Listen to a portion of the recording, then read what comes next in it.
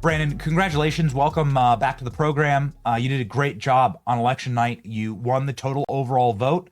What does the strategy look like going into the runoff? Well, I appreciate it, brother. It was a big night for the first time in Tony Gonzalez's political career. He lost an election. He failed to win.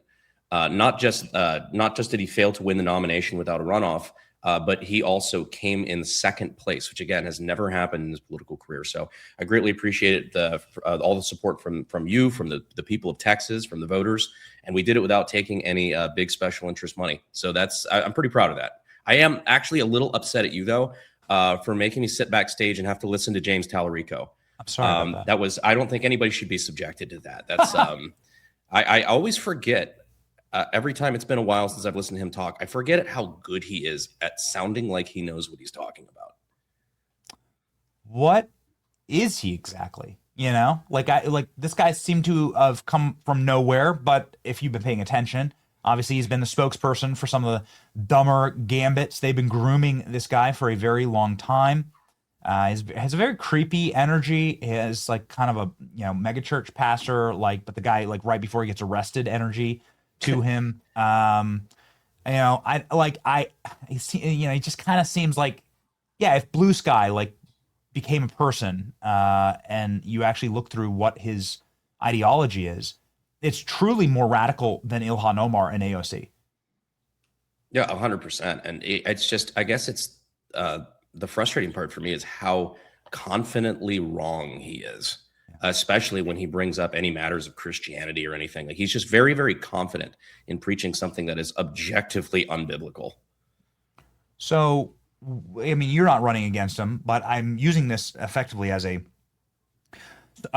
straw man to show everyone this is what the Democrat Party is going to bring to the country. This is what they want. This is the model. The trans men need abortions. I'm ashamed of myself. I'm ashamed of my skin color. My skin color is a disease. We didn't even get to the 15 other anti-white tweets that he has about how much he just hates himself and hates the way that God made him. And I think that's quite frankly the core of it all. The core of modern day leftism is self-loathing. And then that expands into loathing of your neighbors and then your country, right? Yeah, and it's crazy that the choices on the Democrat side of things on Tuesday was between him and Jasmine Crockett. That was the best that Texas could come up with on the Democrat side. But I guess it just means that Tallarico is going to be going up against the winner of the runoff in the Senate race, which is either John Cornyn, another just horrific anti-gun, anti-border rhino, and then Ken Paxton. So, okay, I want I guess I want to ask from a Texan perspective, what is this exactly? What is happening in Texas? It does seem like a major warning sign that somebody this radical and somebody this extremely progressive and left wing can seize this nomination and then can do so with a lot of votes. I mean, right, with some actual enthusiasm behind him. Yeah. And it's a major warning sign, and it's because a lot of the Democrats are focusing all of their guns at Texas.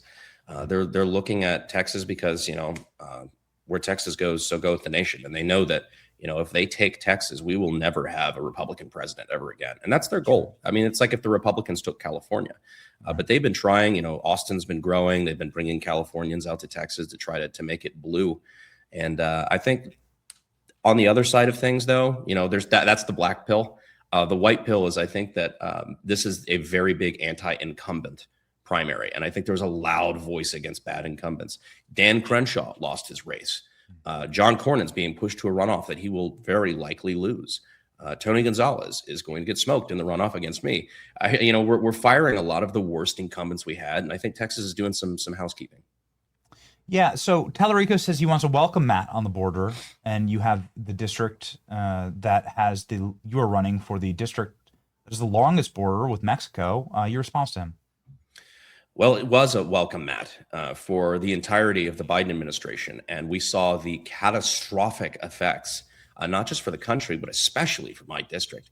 Everybody in West Texas has a story about how illegal immigration, whether it was somebody cutting through their property, somebody getting assaulted or just feeling unsafe, break-ins to their houses, or people that are smuggling people across the border that are looking for water or food or anything else.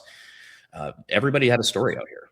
Like I said, Bracketville is out in Kinney County. It's a very small rural community, and they were the high-speed chase capital of the entire country. They didn't have the resources to deal with that, and that's because we had a wide open welcome mat of a southern border. We didn't enforce our border laws, and the district suffered greatly for it, to the degree that several blue counties in the district went red for Trump in 2024 because they knew that this was unsustainable. We needed action.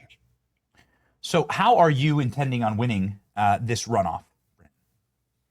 Well, we've got the grassroots support. I'm very, very thankful that we've got a good team on the ground. We've done better than we've ever done before. I mean, in the first primary that I took Tony to a runoff, I believe I got 24% of the vote this time. So we almost beat expectations by our prior race by about 20 points. So that being said, that last runoff we lost by 407 votes roughly. That is a pretty tight margin considering we're doing 20 points ahead of where we were last time. And I think we'll have the support of the other two challengers as well.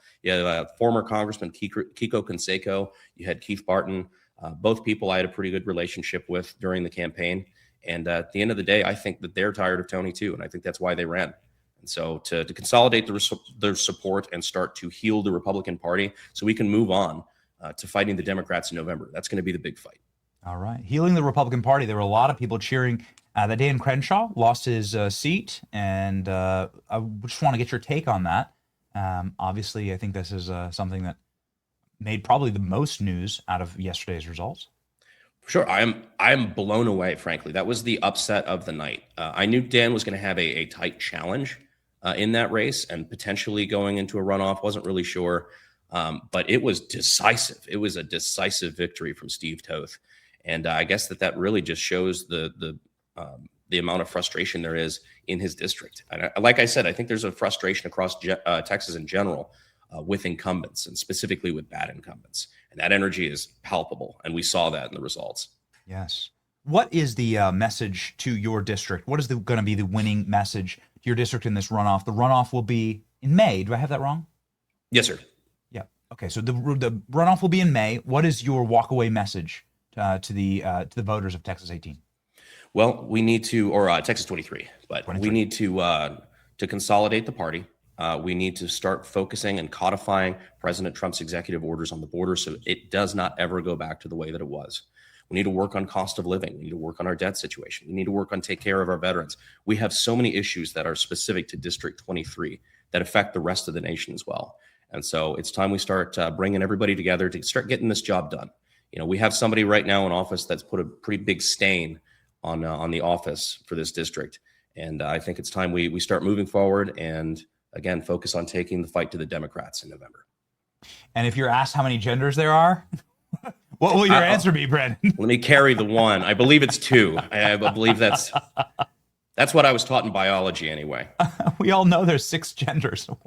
Oh, this dude is the Senate candidate in Texas. What's crazy is he's probably going to be under a lot of fire from the people that think there are infinite genders. He's not radical enough for them. That's right. Dude. I mean, the stuff about the Christian faith though is what really gets me.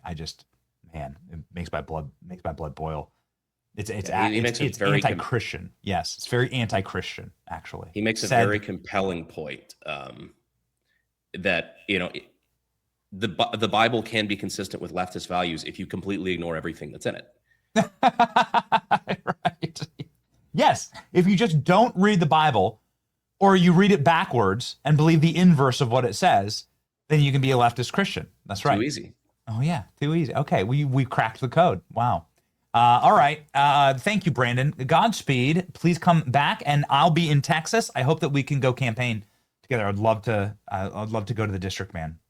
We would be honored to have you. It's like a rowdy district. Looks like a good district with some good barbecue. A district with some good Americans in it. And it's like, I love the map. Yeah, I'll show you some of the good spots around town. But no, we'd love to have you out at a rally or something like that. I think we're gonna be bigger and better than ever before this time around. My man. Brandon Herrera, he's got the backing of all of the energy online, all of the people who have locked in for the America First movement. He's got 700,000 subscribers here on social media. You must be one of them. Fight with the people who are fighting for you. Godspeed, Brandon. Thank you, brother. Appreciate you.